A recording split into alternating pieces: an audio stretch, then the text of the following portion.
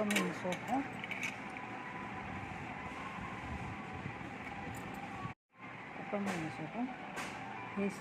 நலுங்கு மாவு சோப்பும் ரெடி பண்ணலாம். நலுங்கு மாவு சோப்பு, குப்பை மீன் சோப்பு ரெடி பண்ணலாம். குப்பை மீன் சோப்பு செய்யலாம். பேஸ் அடுப்பில் வச்சாச்சு. டபுள் பாயிங் மெத்தடில் குப்பை மீன் தலை அரைச்சி வச்சுருக்கோம். ரெடி பண்ணிக்கலாம்.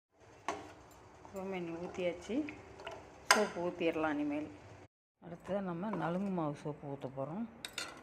அதுக்கெல்லாம் கலக்கி வச்சுருக்குறோம்.